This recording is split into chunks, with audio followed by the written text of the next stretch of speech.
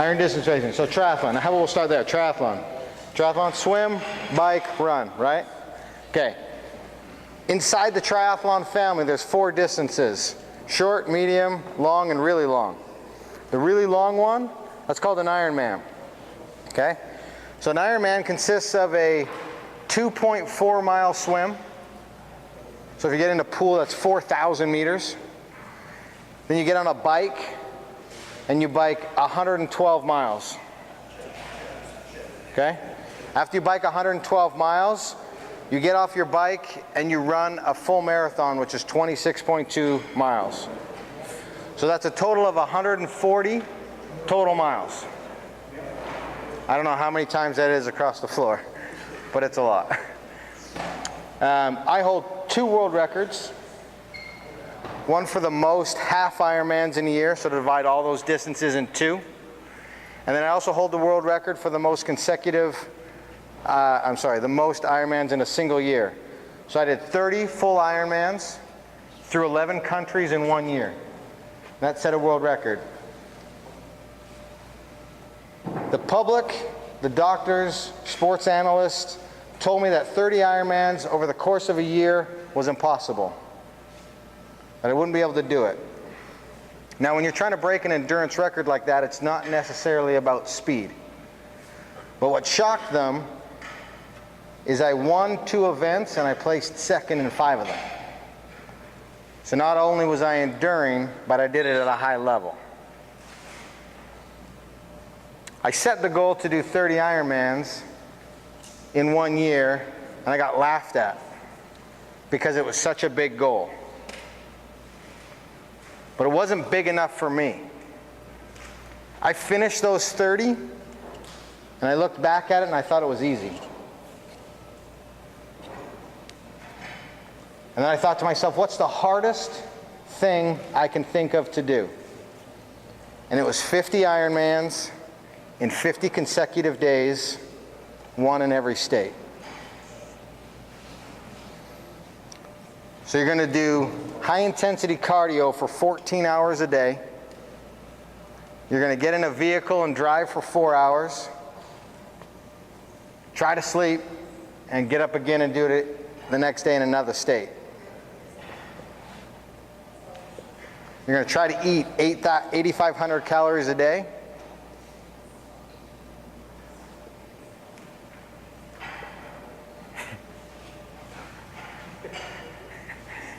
Try to eat 8,500 calories a day.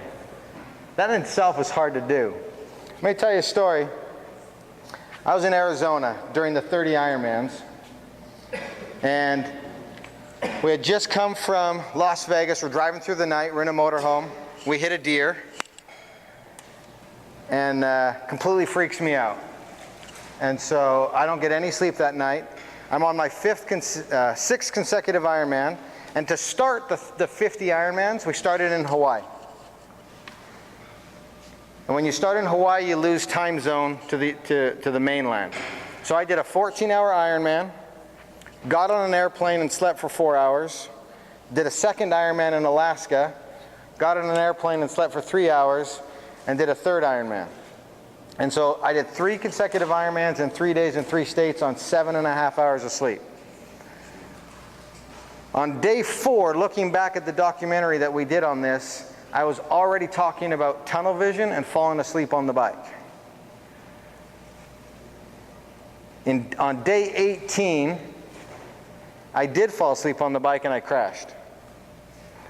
And I had to pick myself up, run a marathon, bike 80 more miles, run a marathon that night, and then get up again and do it in another state. We're going from Vegas to Arizona, Flagstaff. We hit a deer in the middle of the night. Don't get any sleep that night. I'm completely exhausted. Wake up, go down into the water, cut my foot on some glass. Previous state, I tore my shoulder, so I swam the 2.4 miles with one arm. Got on the bike, miscalculated, biked 3 extra miles, biked 115 miles. It was so hot and my feet had swollen, and I had about 50 blisters on my feet from the previous 6 days. I had to bike with my feet on top of the shoes on the bike. Then for the run, a 26.2 marathon run, I put knee pads, knee braces on my knees because I was getting a little bit of pain. And through the first 20 miles, I lost circulation from my knees down. I lost feeling from knees all the way to my feet. Couldn't feel them. Trish was there.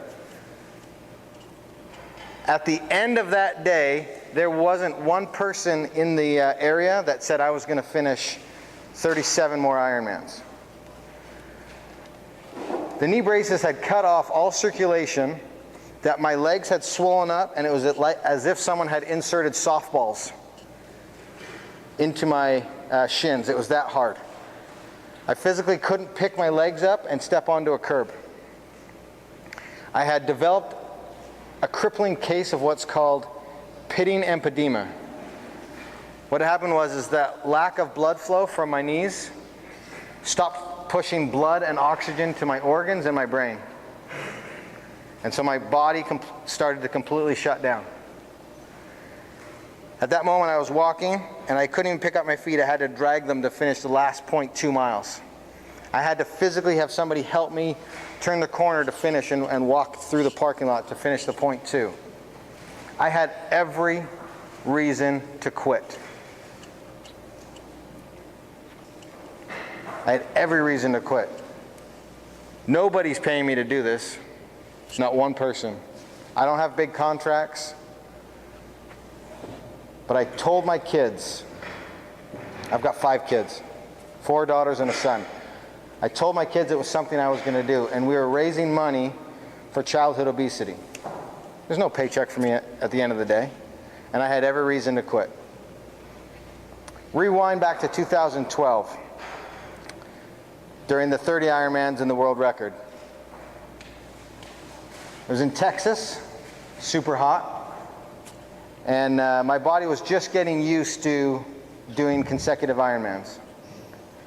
I come out of the water, swam the 2.4 miles, and I'm in 12th position. I start biking through the bike. I get to mile 100, and I've moved all the way up into first place. Get to mile 100, and my right leg starts to cramp so intensely I can't use it anymore. So I bike the remaining 12 miles with just my left leg. 12 miles, left leg.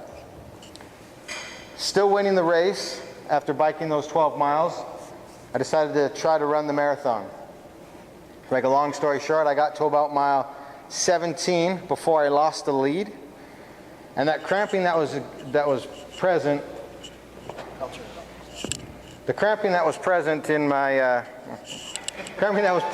right quad had moved to my left quad, and it moved into my hamstrings, and then moved into my my calves. And I don't know if you guys have seen that game. I think it was either last season or 2 seasons ago when LeBron started cramping up. Air conditioning was turned off. It was against San Antonio. Sidelined him, right? Anybody remember that? Yeah. It sidelined him because he was starting to cramp, dehydration. So I'm in Texas, completely dehydrated. Cramping's gone from one quad to the other, into both hamstrings, into my calves. Who's here has been sleeping and your calf cramps up really hard? That sucks, right? Yeah.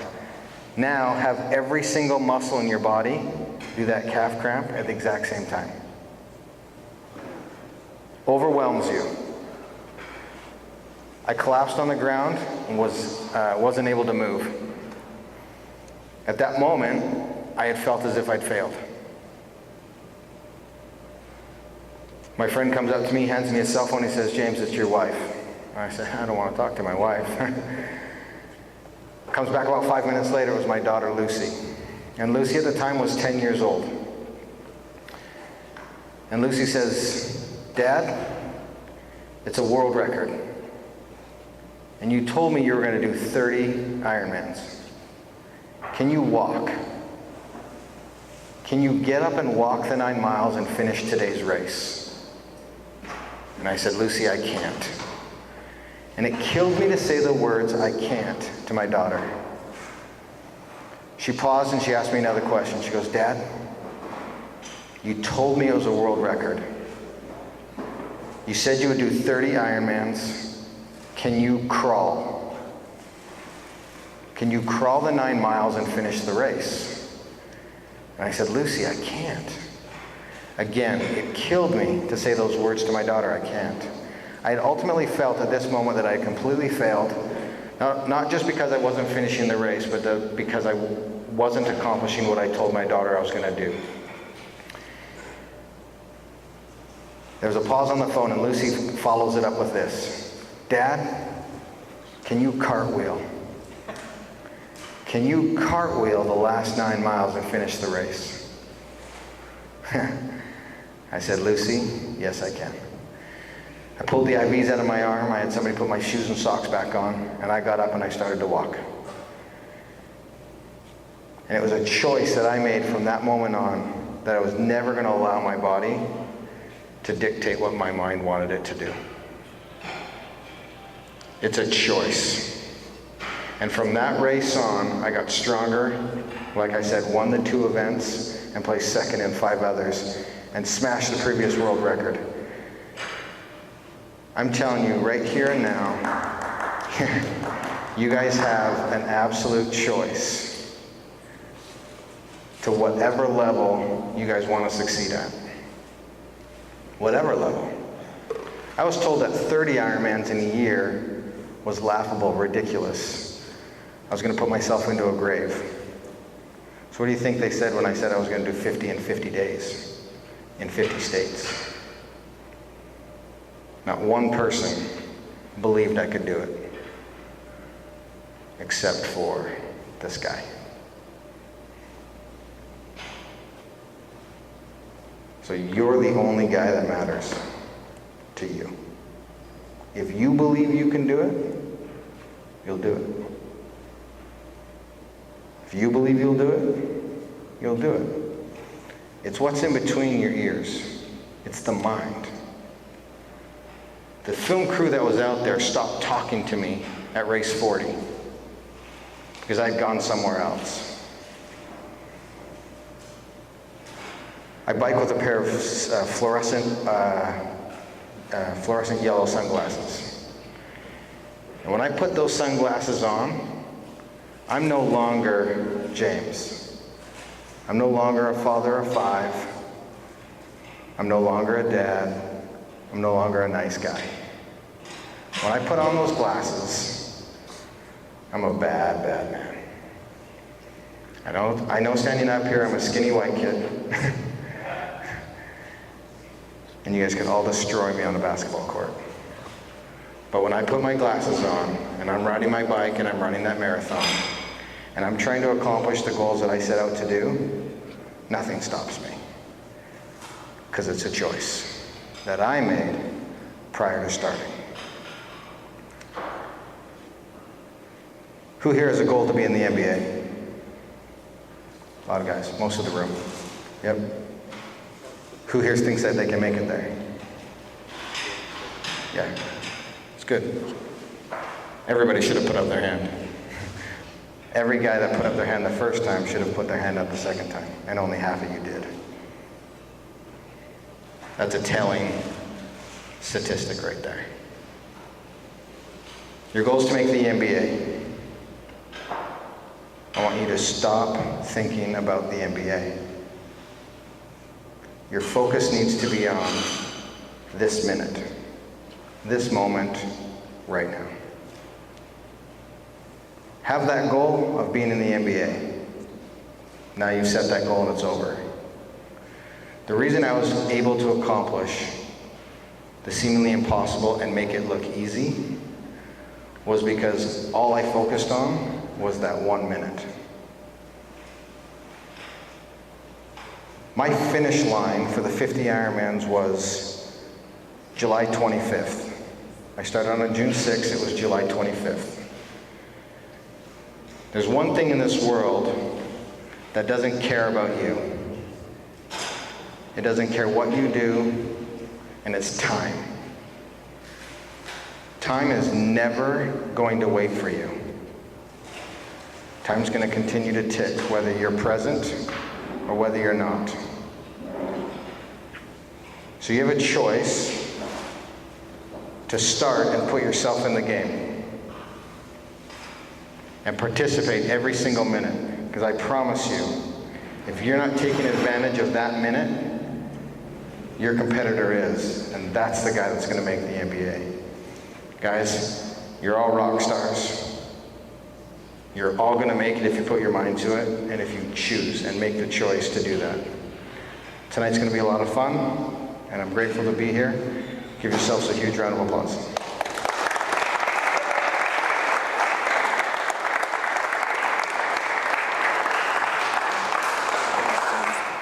All right, you guys, they are way behind schedule, so they need for you to put your chairs exactly the way you found them so that they don't have to do it. They got to quality control these tables, and they got to start doing a sound check with Mr. McCarty down there with his band and the lines, and you guys can go for your sound check. Hard to check right now. Good sound. Channel. Make sure these Nice hearing your tables story. look beautiful when you found them. So all the chairs exactly around. Yeah. What's up, brother? Hi, man. Welcome to Arizona. Yeah, thank you. Good for you to meet you.